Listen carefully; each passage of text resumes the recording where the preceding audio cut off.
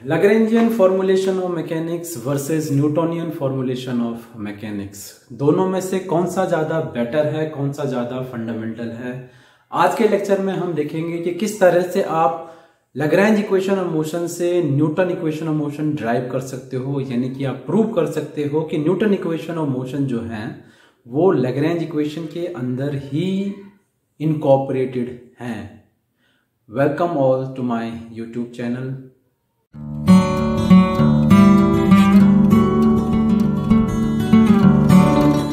Let's consider system, ठीक है, जिसमें कि n पार्टिकल का सिस्टम हम कंसिडर कर लेते हैं। For simplicity let assume that no external force is acting on the system, particles are only interacting with each other. कहने का मतलब ये है कि हम अज्यूम कर लेते हैं कि जो है कोई भी एक्सटर्नल फोर्स सिस्टम पे नहीं लग रहा है, ठीक है। सिस्टम जो है वो एक काइंड ऑफ कंजर्वेटिव सिस्टम है, केवल इंटरनल फोर्सेस पार्टिकल्स पे लग रही हैं, ठीक है। और इस तरह का जो इंटरेक्शन है उसको हम एक पोटेंशियल एनर्जी फंक्शन से हम निकाल सकते हैं। Interaction between the particles can be represented by a potential energy V, which is a function of these coordinates of each particle, ठीक है। 1 2 3 4 represent the number of particle, जितने भी हमारे पास पार्टिकल हैं, ठीक है। For such a system, force acting on the system can be derived from the V, F is equal to minus gradient of V, del V, ठीक है। इस तरह के सिस्टम के लिए, क्योंकि कंजर्वेटिव सिस्टम है, कोई भी एक्सटर्नल फोर्स नहीं लग रहा है, केवल इंटरनल फोर्सेस हमारे पास हैं, ठीक है। आप जो हर एक पार्टिकल पे जो सिस्टम पे फोर्स लग रहा है, कहने का मतलब है कि हर एक पार्टिकल आपस में इंटरेक्ट कर रहा है, तो जो हर एक पार्टिकल पे फोर्स लग रहा है उस फोर्स को आप पोटेंशियल एनर्जी फंक्शन से निकाल सकते हैं। एक स्टैंडर्ड फॉर्मूला है जिसे हम लोगों को पता है, ठीक है।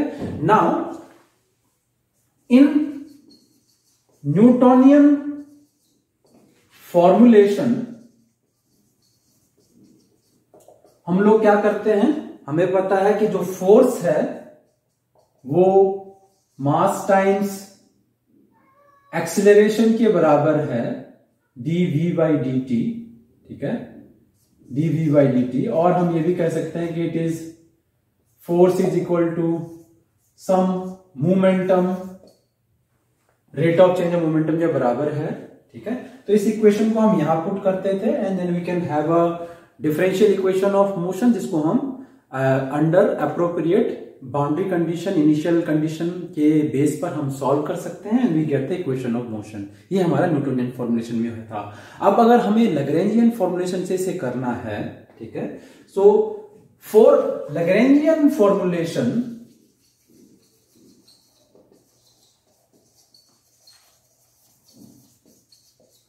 हमें लैग्रेंजियन चाहिए होगा, जिसे हम L कहते हैं, और हमें लैग्रेंजियन का मतलब है kinetic energy minus potential energy. Potential energy तो हमने ले ली है, हमें काइनेटिक एनर्जी निकालनी है सिस्टम की। अब हमारे पास capital L number of particle है, ठीक है, और पार्टिकल क्योंकि आपस में ही इंटरेक्ट कर रहे हैं केवल, ठीक है। सो काइनेटिक एनर्जी जो पार्टिकल्स की होगी that will be half of m, ठीक है। सिंप्लिसिटी के लिए हम ये अज्यूम कर लेते हैं कि हर एक पार्टिकल का मास जो है वो इक्वल है, ताकि हमें अलग अलग मास न लेना पड़े। Fine, and then we have v the velocity, let's say small v मैंने बनाया, and i square sum over i, ठीक है। तो हर एक पार्टिकल के लिए जो काइनेटिक एनर्जी है, हर एक पार्टिकल की kinetic energy and sum over the particles, ठीक है। तो i रिप्रेजेंट्स दी पार्टिकल्स। कितने हमारे पास पार्टिकल हैं, तो फर्स्ट पार्टिकल के लिए काइनेटिक एनर्जी, सेकंड पार्टिकल के लिए, थर्ड पार्टिकल के लिए, फोर्थ पार्टिकल के लिए, टोटल काइनेटिक एनर्जी पूरे capital N number of particle के लिए हमारे पास हो जाएगा। I goes from 1 to capital N हमारे पास हो जाएगा, ठीक है। तो लैग्रेंजियन क्या हो गया सिस्टम का, लैग्रेंजियन हमारे पास हो गया summation over I half of m vi square minus potential energy V, ठीक है, which is function of R1 R2 and so on, ठीक है। इसको मैं ओपनली खोल के लिख सकता हूं। मुझे पता है कि मेरा ये जो R है दैट आर पोजीशन वेक्टर जो मेरे पास है that represents the triplet of number x y z। तो r1 हो जाएगा x1 y1 z1, r2 x2 y2 z2। और अगर मैं हर एक पार्टिकल के लिए इसको लिखूं तो मेरे पास जो लैग्रेंजियन हो जाएगा m/2, सारे पार्टिकल के लिए ये कॉमन है, ठीक है। देन v1 स्क्वायर, तो v1 square is vx1 square plus vy1 square plus vz1 square, हमें पता है। देन प्लस हमारे पास v2 स्क्वायर है, v2 square is vx2 square plus vy2 square plus vz2 square plus so on. ये हमारे पास total kinetic energy हमारे पास system की हो गई। माइनस में potential energy V function of R1, मतलब x1 का फंक्शन है, y1 का है, z1 का है, ठीक है। देन x2 का भी है, y2 का भी है, z2 का भी है एंड सो ऑन, ठीक है। तो ये जो हमारे पास है ये हमारा लैग्रेंजियन है इस तरह के सिस्टम का। हमने एक सिंपलेस्ट सिस्टम लिया है, उसका लैग्रेंजियन है, ठीक है। अब हम इसको मिटा देते हैं इस तरफ। अब लैग्रेंज इक्वेशन ऑफ मोशन जो है हमारे पास वो ये होता है, स्टैंडर्ड जो हमारे पास फॉर्मूला है लैग्रेंज इक्वेशन ऑफ मोशन का वो ये है, जहां पर जो J है दैट रिप्रेजेंट्स कि नंबर ऑफ जनरलाइज्ड कोऑर्डिनेट हमारे पास सिस्टम में कितने हैं, ठीक है। अगर हम, क्योंकि हमारे पास जनरलाइज्ड कोऑर्डिनेट कितने हैं, हमारे पास जितने भी हमारे पास कोऑर्डिनेट सिस्टम के अंदर हैं उतने हैं, x1 y1 z1 x2 y2 z2 सारे हमारे पास जनरलाइज्ड कोऑर्डिनेट्स हैं। इस केस में हम लेके चल रहे हैं कि हम कार्टेशियन कोऑर्डिनेट ही चूज कर रहे हैं यहाँ पे। तो अपने पॉइंट को थोड़ा क्लियर करने के लिए, अपने बेसिक एम को प्रूव करने के लिए हम लेट्स से x component of the first particle ही ले लेते हैं, यानी कि हम Q1 के लिए करते हैं, एक ही जनरलाइज्ड कोऑर्डिनेट के लिए करते हैं, जो एक के लिए होगा वो सभी के लिए ट्रू होगा। तो हम x1 ले लेते हैं, x component of the first particle, ठीक है। उस केस में हमारे पास जो एक, यहां पर हमारे पास एक लैग्रेंज इक्वेशन नहीं है, J लैग्रेंज इक्वेशन है, जितने भी हमारे पास जनरलाइज्ड कोऑर्डिनेट है उनमें से एक जो लैग्रेंज इक्वेशन ऑफ मोशन है वो ये होगी, ठीक है।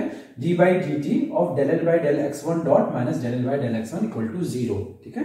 यहां पर आते हैं, हमारे पास लैग्रेंजियन में जो ये काइनेटिक एनर्जी है Vx1, ठीक है, ये एक्चुअली में हमारे पास x1 डॉट है, यानी कि time derivative of x1, that is the x component of the velocity for first particle. Similarly हमारे पास ये है y1 डॉट और ये हमारे पास है z1 डॉट। सिमिलरली ये हमारे पास हो जाएगा x2 डॉट और ये हमारे पास वेलोसिटी जो है सेकेंड पार्टिकल के y कंपोनेंट की वेलोसिटी y2 डॉट होगी और z कंपोनेंट की सेकेंड पार्टिकल की वेलोसिटी z2 डॉट होगी। इसी तरह से हमारे पास हो जाएगी, ठीक है। सो अगर हम इस इक्वेशन का इस्तेमाल करें, हमारे पास लैग्रेंजियन ऑलरेडी रेडी है, हमें del LF by del x1 dot निकालना है, ठीक है। तो x1 के लिए भी है, y1 के लिए भी, z1 के लिए भी, x2 y2 z2 सब के लिए इस तरह की इक्वेशन हमारे पास, हम केवल एक पर्टिकुलर इक्वेशन को लेकर कर रहे हैं, सिर्फ एक जनरलाइज्ड कोऑर्डिनेट के लिए कर रहे हैं, x1 के लिए कर रहे हैं। तो del L by del x1 dot हमारे पास क्या हो जाएगा, केवल x1 डॉट हमारे पास एक तो काइनेटिक एनर्जी वाले टर्म में ही आता है, v के अंदर है ही नहीं, ठीक है ना। तो और वो भी हमारे पास केवल ये फर्स्ट टर्म के साथ है, ठीक है। तो इसको अगर मैं करता हूं तो मेरे पास आएगा m x1 डॉट, ठीक है। इसका डेरिवेटिव करेंगे del L by del x1, 2 बाहर आएगा, 2 से 2 कैंसिल हो जाएगा, x1 डॉट हो जाएगा, बाकी सब हमारे पास 0 है, ठीक है। ये हमारे पास हो गया। इसी तरह से del L by del x1, क्योंकि x1 केवल पोटेंशियल के अंदर आता है, इट विल बी माइनस, क्योंकि माइनस साइन लैग्रेंजियन के v के आगे माइनस साइन है, तो it will be del v by del x1, ठीक है। अब अगर इस इक्वेशन को मैं इसमें पुट करता हूं तो मेरे पास क्या आएगा, d/dt of mx1 dot equal to, और लेट्स से यहां इसमें पुट करूंगा तो del L by del x1 is del v by del x1, ठीक है। That will become plus of del v by del x1 which implies m x1 double dot equal to minus del v by del x1, अगर देखा जाए तो मेरे पास जो mx1 dot है वो मेरे पास x कंपोनेंट फर्स्ट पार्टिकल का x कंपोनेंट ऑफ मोमेंटम है, x component of momentum for first particle, ये मेरे पास है। इस इक्वेशन को अगर हम ध्यान से देखें, क्योंकि हमें पता है कि हमारा कंजर्वेटिव सिस्टम है, ठीक है, तो ये जो minus del v by del x1 है is the force acting on first particle, ठीक है। इनफैक्ट फोर्स भी नहीं कहूंगा मैं, ये बेसिकली हमारे पास x component of the force है।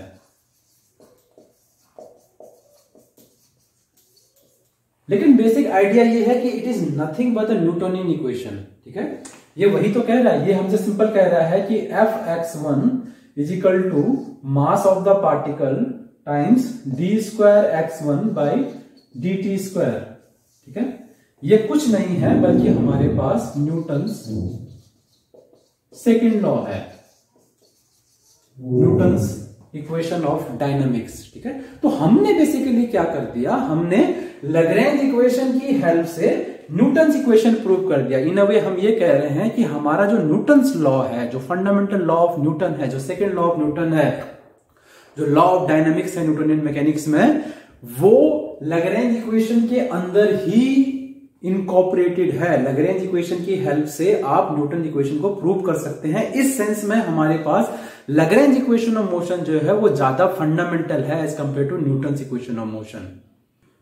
तो आज के लेक्चर में हमने देखा कि किस तरह से हम लैग्रेंज इक्वेशन से Newton equation of motion drive कर सकते हैं। इसका मतलब ये है कि मच मोर फंडामेंटल जो इक्वेशन है वो लैग्रेंज इक्वेशन ऑफ मोशन है। अब आगे हम ये देखेंगे कि किस तरह से आप प्रॉब्लम्स पे लैग्रेंज इक्वेशन ऑफ मोशन को अप्लाई कर सकते हैं और इक्वेशन ऑफ मोशन जो है वो ड्राइव कर सकते हैं। कुछ प्रॉब्लम्स में Newton's equation of motion apply करना और लैग्रेंज इक्वेशन अप्लाई करना ऑलमोस्ट इक्विवेलेंट ही होता है, मतलब बहुत टिपिकल नहीं होता। आप न्यूटन्स इक्वेशन से भी सॉल्व कर सकते हैं। कुछ प्रॉब्लम में ऐसा होता है कि न्यूटन्स इक्वेशन को अप्लाई करना बिकम मच मोर टिपिकल।